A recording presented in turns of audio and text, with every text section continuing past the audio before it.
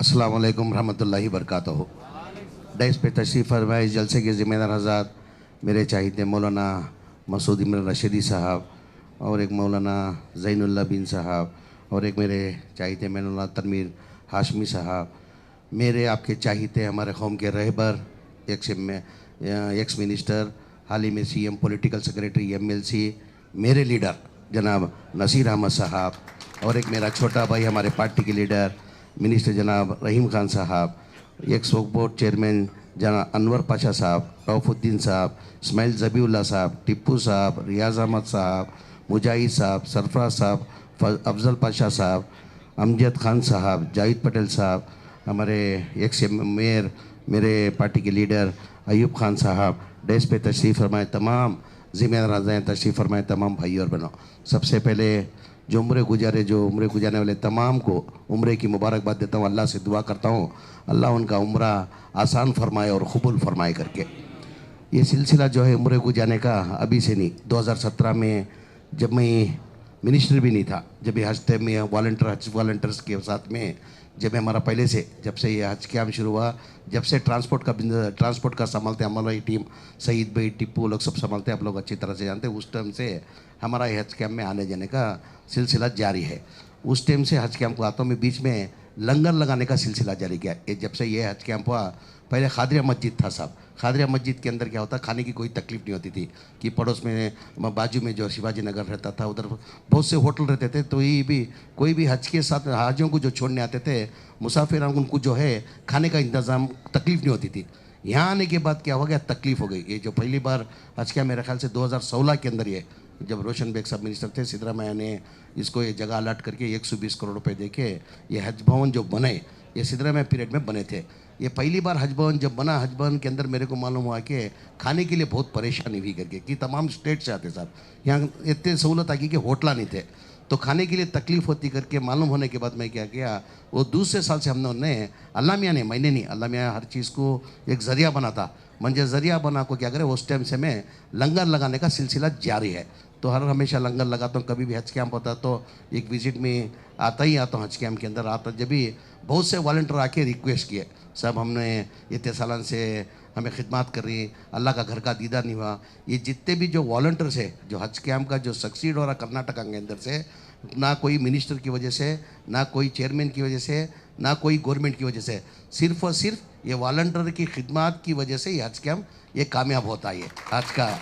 Volunteers भी कैसे है, कोई इधर पैसे वाले वॉलंटियर्स नहीं है, जो मिडिल क्लास के जो महीने का जो आता है उनको आमदनी जो कमाते हैं, उनका जो घर के गुजारन कुछ चलता है उतना ही उनका है, उससे ज़्यादा उनका कोई ये नहीं है मौलाना, और ये ताकत नहीं है। तो वैसे वॉलंटियर्स आके मेरे से रिक्वेस्ट करे, सब हमें 15 साल से कर रही, 20 साल से कर रही, हाजिया की खिदमत करी, अल्लाह का घर का देखने का मुझे मौका नहीं मिला। अगर को वो टाइम आपको 2017 के अंदर मुझे आपको रिक्वेस्ट कर ले, तो वो टाइम पर तय कर को 925 जने को या 930 जने को 950 जने को वॉलंटियर्स को भेजना कर को, जो भी अल्लाह का घर का दीदार नहीं करें, जिसकी ताकत नहीं है, उनको भेजना कर को डिसाइड कर को 950 जने को वो टाइम उम्र को भेजना था, उम्र को भेज देते वो 950 जने को। यकीन मानते नहीं मानते नसीर अहमद साहब, वो टेम्पो तय कर दिया, जोश में आपको बोल दिया 950। अब एक आदमी भी जाना को तो 1 लाख रुपए होता, 950 जने जाना तो कम से कम 9.5 करोड़ रुपए होती। वो टेम्पो अल्लाह में अल्लाह हकीकत बोलने में कभी पीछे हटता नहीं मौलाना। अनाउंस कर दिया, अनाउंस करने के बाद मैं खुद परेशान हो गया, मेरी ताकत नहीं थी वो टेम्पो। तो मैं यकीन नहीं मानते नसीर अहमद साहब, खराज वाम कर को उनको अल्लाह इनको उम्र को भेजा, मैं वो टेम्पो वादा कर दिया था, वादा कर दिया भेजा। उसके बाद बहुत से जन होने के बाद 2018 में फिर दोबारा थोड़े बचे करके 2018 में आए थे, उनको 370 जने को उम्र को भेजा था। उसके बाद 19, 20, 21 के अंदर कोविड आ गया था, कोविड के अंदर कोई भी उम्र को नहीं जा सकता था, तो वो टेम्पो को कोई भी उम्र को नहीं गए साहब। 2022 के अंदर मेरे हल्के के अंदर आशा कार्यकर्ता साहब, हमारे मुसलमान ऐसे सवांग के आशा कार्यकर्ता है, जो कोविड के अंदर जो बेहतरीन उनकी जान की परवाह करते ना, परवाह नहीं करते हुए जो कोविड के अंदर खुद को जो काम कर रहे हैं, घरां घरां जाको आदमियों की जो खिदमत करे, वो आग से देखते हुए मेरे नज़र से देखा था उन्होंने खिदमत उनकी, वो देखते हुए उनको सब बुला को आशा कार्यकर्ता करती उनको, उनकी तनख्वाह 5-6 हज़ार रुपये तनख्वाह उनकी। तो वैसे हमको आशा कार्यकर्ता को एक 50 जने को भेजा था। फिर 2023 में फिर हज के वॉलंटियर्स थोड़े जने बच गए साहब, अब एक जने को ये ट्रिप भेज दिले तो पूरे ऑलमोस्ट हज के वॉलंटियर गई सर का होता बोले। तो 2018-23 के अंदर भी 250 जने को पिछले साल 250 जने को भेजा था। तो इस बार भी जो हज कैंप गया था थोड़े वॉलंटियर्स बच गए को, तो उनकी फरमाइश थी ये आखिरी वॉलंटियर्स बची, सब थोड़ा ये कर दिया तो हर आदमी पूरे वॉलंटियर्स गए सर का होता कर को गुजारिश करने की वजह से उनको भेजना कर को तय कर। उसके साथ साथ में एयरपोर्ट में जो है इमिग्रेशन में रहते, कस्टम में रहंदो, इसके लगेज डिपार्टमेंट में ही, टिकटिंग डिपार्टमेंट में ही, उन्होंने भी जो भी हाजान जाती हैं उन्होंने भी वहाँ खिदमत कर लेंगे एयरपोर्ट में। वही से नहीं गए थे मौलाना, तो उन्होंने मुझे आपको गुजारिश कर ले सब हमें भी हाजान की खिदमत करिए। हमारी भी ताकत नहीं, हमारी 16-17 हज़ार रुपये हमें पूरे कॉन्ट्रैक्ट बेसिक में ही सो हमना भी तुम्हें एक मौका बना को दिए, तो मैं भी अल्लाह का घर का दीदार करना गए। तो उन्होंने कुछ 60% 70 जने उन्होंने टोटल मिला को 300 जने इस बार उमले के लिए रवाना हो रही। मगर एक जहन में डालता हूँ, एक जहन मैं ही नहीं भेज रहा हूँ, अल्लाह मियाँ जब तक जिसे भी हम बुलाता नहीं कोई मई का अल्लाह ना जा सकता वहाँ। उसकी छोटी सी एक मिसाल, हमारे हैदराबाद के निज़ाम अरबों खरबों रुपए ताउन करी, मक्के और मदीने को वो ज़माने में अरबों खरबों रुपए ताउन करी। अल्लाह मियाँ उनको दीदार नहीं करा, उनको मौका नहीं दिया अरबों खरबों रुपये को। यानी तुम मतलब जारी मतलब अल्लाह मियाँ जब चाहता बुलाना को तो अल्लाह मियाँ क्या करता, ज़रिया बनाता। वैसा महीना में भेजने सो अल्लाह मियाँ ज़रिया बना को आप लोगों को वहाँ बुला रहा सो। मेरी तरफ से नहीं, मेरा नहीं, अल्लाह का शुक्रिया अदा करो। मेरा शुक्रिया अदा नहीं करना, ये अल्लाह का शुक्रिया अदा करो। अल्लाह मियाँ किसको एक ज़रिया बनाता, बगैर ज़रिए के होता नहीं। अल्लाह मुझे ज़रिया बना को मेरे थ्रू तुम ना बुलाया सो, तुम्हें उसके वास्ते तुम्हें लोग जारी करके कहते हुए तुम्हें जितने भी जारी उनसे आजीज़ाना गुजारिश, जब जाती पहली नज़र के अंदर काबे को जो देख को दुआ मांगती हैं अल्लाह मियाँ कबूलता कर को। हमारा एक अकीदा, हमें अकीदा मानती है हमें, और जो भी दुआ मांगती हैं अल्लाह कबूलता, पहली दुआ जो मांगती है कबूलता कर को। जब पहले ही जाको तुम्हें काबे को पहली नज़र में जाको, जब तुम्हें मांगती तुम्हारे ख़ानदान को, तुम्हारे रिश्तेदारों को, तुम ना क्या हो ना मांगो। उसके बाद जो है तुम्हें मेहरबानी कर को हिंदुस्तान के वास्ते, आज के हालात तुम्हें जानती हैं हिंदुस्तान की तरफ से किस हालात से हमें गुजर रही हैं, क्या नफरत आगे कर रही, क्या चल रहा, तुम्हें लोग अच्छी डालते हैं। हिंदुस्तान के अमन के वास्ते हिंदू मुसलमान सिख ईसाई सब प्यार मोहब्बत से भाईचारे से रहना कर को, मेहरबानी कर को दुआ करना कर को तुम्हारे लोगों से एक आजीज़ाना गुजारिश। उसके साथ में ये हज का साहब है, ये हज का मैं पहले से आपसे नहीं साहब सियासत में जाने से पहले हज को भेजना कर को मैं हाजियाँ को जो मस्जिद के मौजूद ही इमामा को भेजना कर को तय कर को हज को भेज लगाता था साहब। वजह उसकी क्या होगा, अभी नहीं, एक 30-35 साल पहले हमारा बिदीन गिरा कर को जो कुनगल में जो घर है ना मौलाना, हमें रमज़ान में क्या करते, एक महीना जो है रमज़ान के अंदर, रमज़ान का पूरा महीना हमें गाँव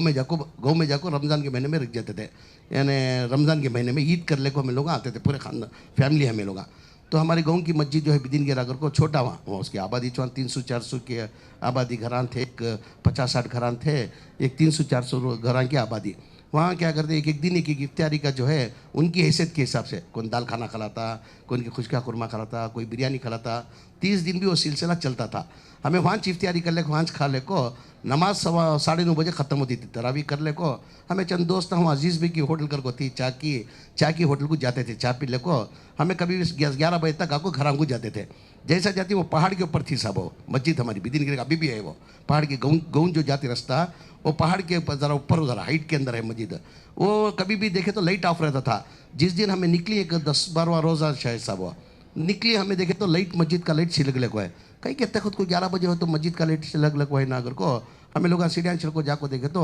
वहाँ के जो मौजन साहब हैं हुक को रो रही साहब।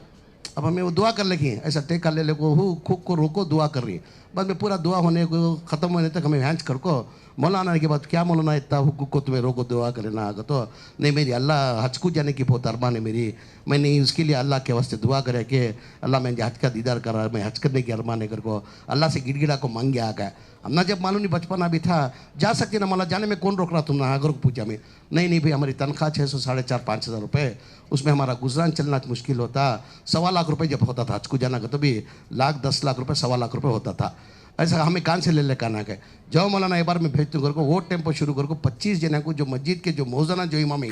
हज का जो नहीं करें, अल्लाह का घर का दीदार नहीं करी, तय कर को क्या करे 25 जने से शुरू करे। ऐसा वो टेम्पो से हमें बोलो 30 साल पहले, यानी बिफोर पॉलिटिक्स है। 30 जने को भेज को 25 जने से शुरू कर को हर टाइम कभी भी हमारे ट्रांसपोर्ट में चे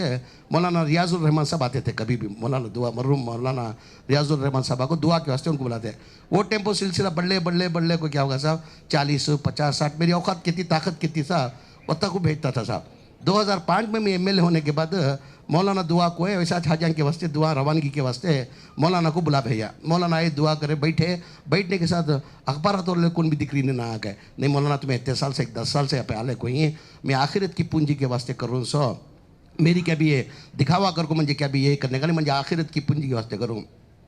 नहीं ज़मीर पहले तुम्हें एक सियासत ये बिजनेसमैन थे तुम्हें बनमुट्टी काम करते थे मानता हूँ आज तुम्हें सियासत में आ गई। अखबारात के थ्रू मालूम हो को कौन तो भी एक आदमी को भी हजकू ने भेजा तो उसका सवाब तुम ना लगता करी ना जब से प्रचार हुआ साहब उसके पहले कभी प्रचार नहीं होता था। वो टाइम से भेज लो को आज तक हाजा वो मैं बोले ना सब इसके पहले मौलाना मैं बोले ना मैं नहीं है अल्लाह मियाँ जो भी करना अल्लाह क्या करता दुआ करती किसके पास मांगती हैं। ज़मीर अहमद खान को दियो करती हैं, नसीर अहमद साहब को दियो कर दुआ करती हैं, रहीम खान साहब को दियो कर दुआ करती हैं, मौलाना मसूद इमरान साहब से पूछती हैं, तनवीर हाशमी साहब से पूछती हैं, ज़ैनुल आबिदीन साहब से पूछती हैं अल्लाह मेरी जो भी तकलीफ है अल्लाह के पास ही पूछते हैं। अल्लाह वो क्या करता कबूल ले उनकी दवा जरिया बना ले को मुझे बुला ले को जरा आज या खिदमत करने की तरफ से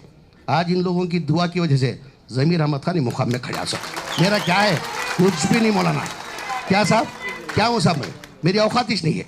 मेरी औकातिश नहीं। आज इतना चाहिए इतना आपके सामने खड़ी हूँ आपकी जितनी खिदमत करा तो भी मैं कम है। आप लोगों की चाहत मोहब्बत दुआ आज ज़मीर अहमद खान को ये मुकाम में खड़ा करी सो इंशाअल्लाह अल्लाह से ये भी दुआ करना और मुझे बेहतर खिदमत करने की दुआ की तौफीक अता फरमाना कर को दुआ की भी दरख्वास्त करते हुए जितना होता अभी किसका भी क्या है ये नहीं मैं भी ये कर रहा हूँ मतलब है मैं चुप चुप के अभी टोटल हमारे